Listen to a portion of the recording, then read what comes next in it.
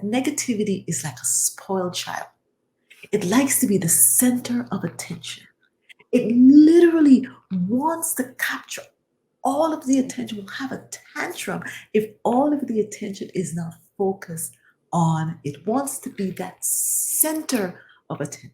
And so we have to be very mindful. We have to see it. We have to call it out like, no, not today. You are not the center of attention. You will not be the spoiled child trying to literally throw everything and everybody, out of kilter because you're not getting what you want. Nope, not today. Negativity, if you let it, will suck all of the air out of the room.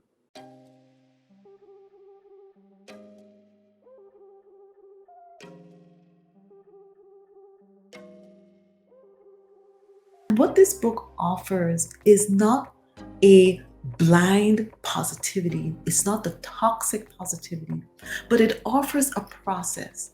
It offers a way of approaching your life. It offers a way of approaching your challenges and experiences where if you deconstruct your issues based on a framework, and it's a framework that is, what do you believe? I mean, ultimately, everything in our life has to do with what we believe.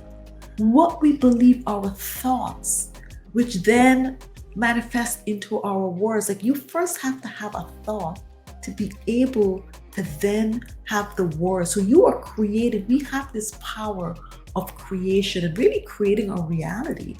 And so what we believe frames everything, because if you believe that there is a solution to every problem, and it's not a blind belief, but it is grounded in what is the Latin derivation of the word solution. It means solute as the root of the word. It means to untie. It means to untie a knot. So anytime you are confronted with a problem and you are in pursuit of the solution, your focus is really the process of getting to the solution. It is not always about the end point. Mostly it is about what is that process that helps you to untie the issue, that helps you to learn about tapping into resources, about networking, about critical thinking, about digging below the surface, about being open-minded, about entertaining various thoughts and input, about seeking wise counsel, about being resilient, about being able to be persistent. I mean, there's so many things that come along with untying that problem that really helps you to believe that if I know that there is a solution because I'm going to go through this process to pursue that, which will help me to derive what are the teaching moments of this problem.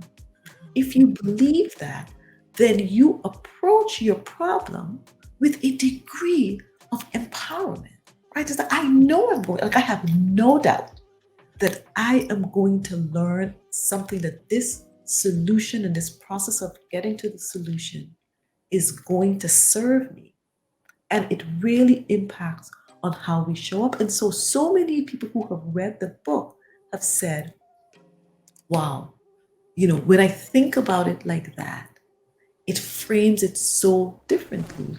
And one of the things that I really, really enjoyed about writing the book is still being who I am in terms of using my creative gifts to create analogies that help people to connect to how this process shows up in their lives. And so I had a book club the other day, and some of the women said that they really connected to this notion of the pendulum, swinging, like, what is it that centers you?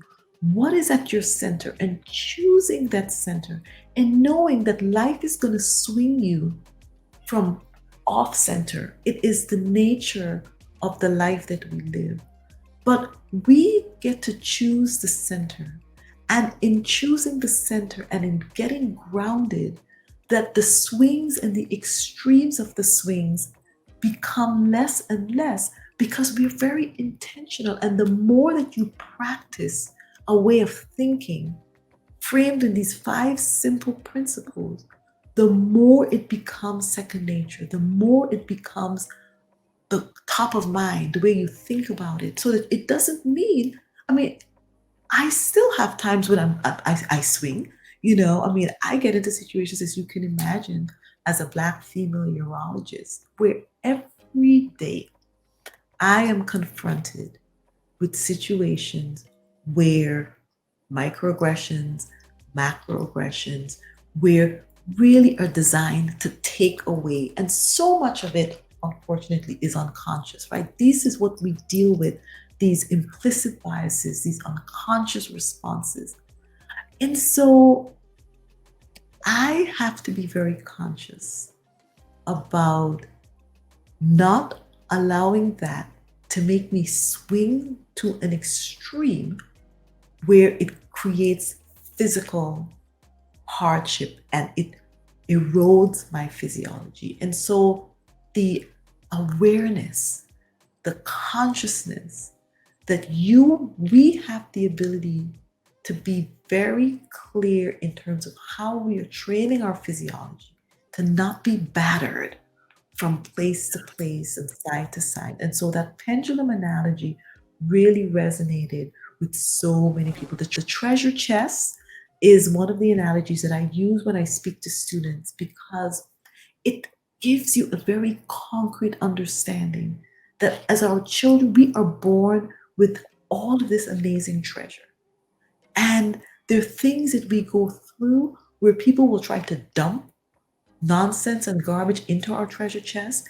We as parents, or we as caretakers or teachers or adults in children's lives, in the lives even of our co-workers, we can put things into the treasure chest that help to add value, that help to help ourselves and our children to identify our worth, to really elevate our self-esteem. Those things that are already there, but we're charged with helping to uncover them in the people in our lives. And that for children is very concrete. And so even as we engage with the young people in our lives, if we can think about everything that we say, we have an opportunity to put treasure in their chest that is really just expanding their sense of worth, and to have a process that we learn as we get older to filter what people put in our chest. So we have the habits of positivity filter, and we can clearly identify that does not belong in my chest. It's not the solution to a problem. It is not helping me to convert a limit into an opportunity. It is not adding to me.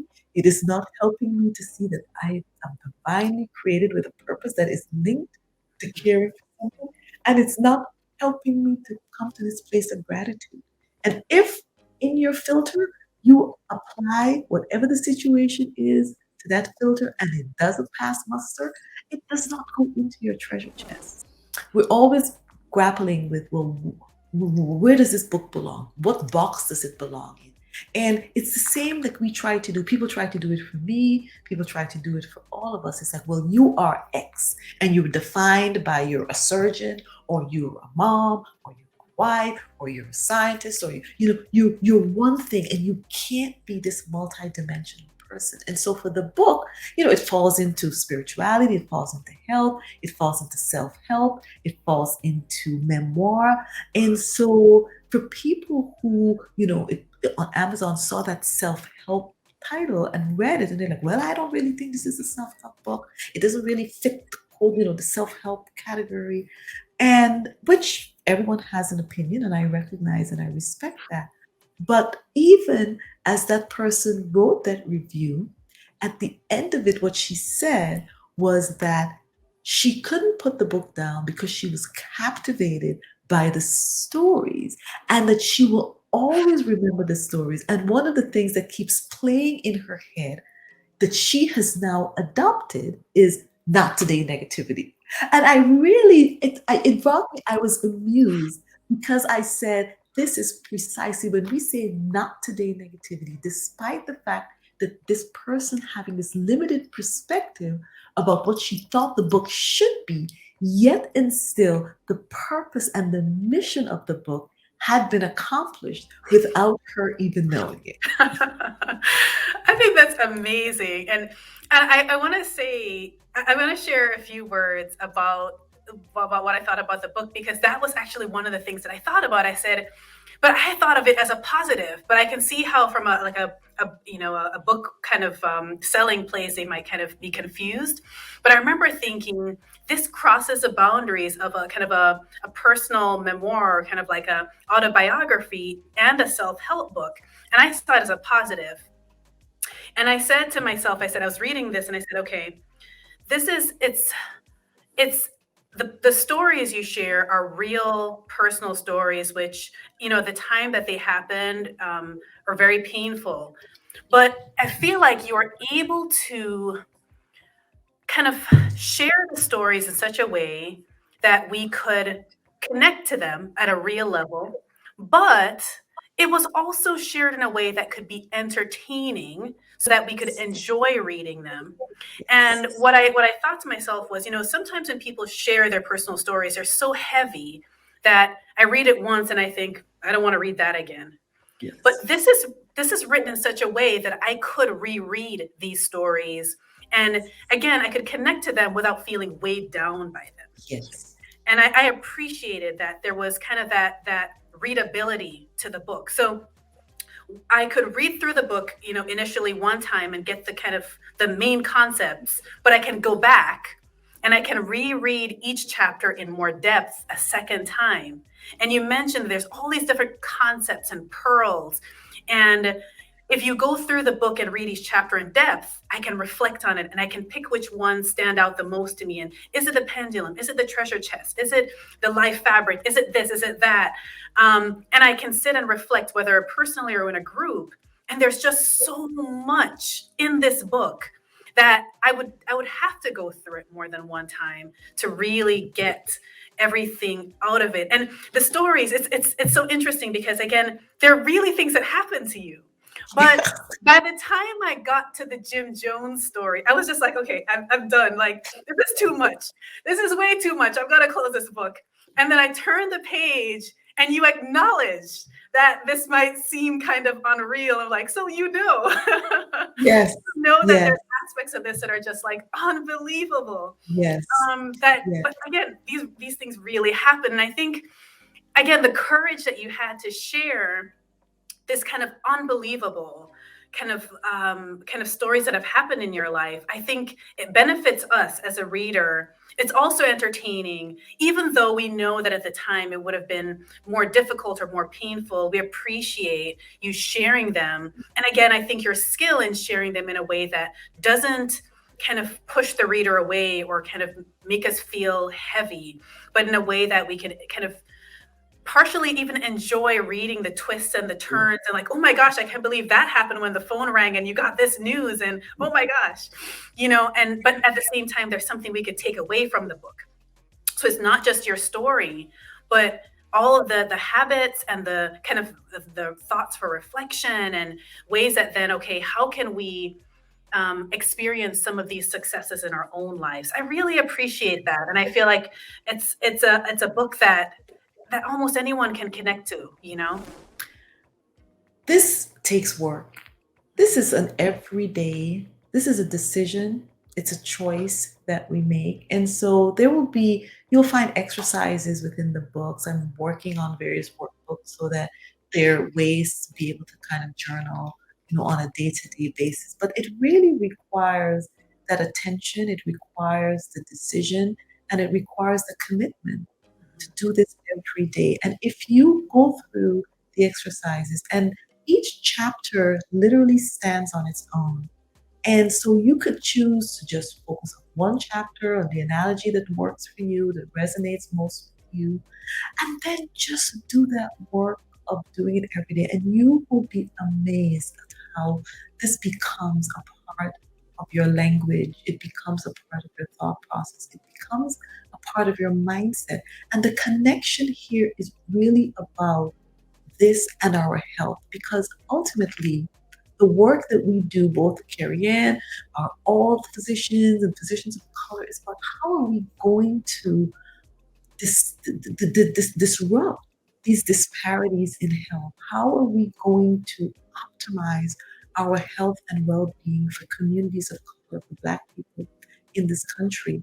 And it really, really, we're doing all the external work, but the internal work that helps us to mitigate this fight, this constant fight or flight response, this constant stress, this constant being on high alert. We have to begin to do the work, the self work of managing and disciplining our thoughts, our internal environments to be able to not swing so to such extremes that it continually erodes and weathers our physiology. So I encourage you all and to know that each of you has the ability to be a catalyst for change.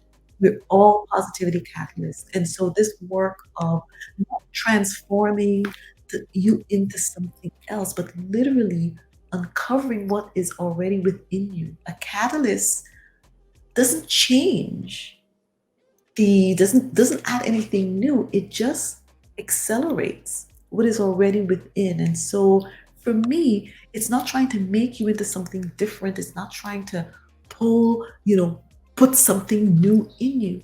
It is literally recognizing that we all have everything that we need to be successful, meaning to show up mentally, emotionally, physically, spiritually, intellectually healthy so that we can do what we were called to do. We can use our gifts and talents to make a difference in this world. And so if we have that be the focus of how do we just accelerate conversion of what is already within us through a simple word, our superpowers, which are about helping to create change.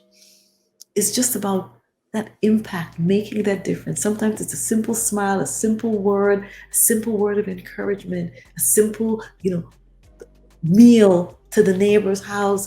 Simple acts of kindness have the ability to be catalysts of change. So we all have it. You have it. Be a part of the positivity posse, as I said, become a positivity catalyst, join this movement, and keep looking out for all of the things that are coming down the pipe in the island of positivity. We haven't even really talked about that as that space, but it still becomes that construct and that framework in our minds. You can create it for yourself. And so I hope that you will join me on this mission, join the movement along with all of the other kind of spokes that come off of this wheel that you will hear a lot more about. Listen to the Positivity Pause podcast, get to the Island of Positivity website, buy your Island of Positivity Spa gift set for, just giving a gift of positivity. I could go on and on and on, but, I'm thrilled to be here. I feel like I'm just so incredibly blessed to have this voice and to encourage all of you to use your voices because they're powerful and they can make a difference in the lives of those around you. Oh, thank you. Guys, check out Dr. Williams' website, check out her book, check out her podcast, Positivity Pause. And thanks for joining me today for Black Mental Health Matters.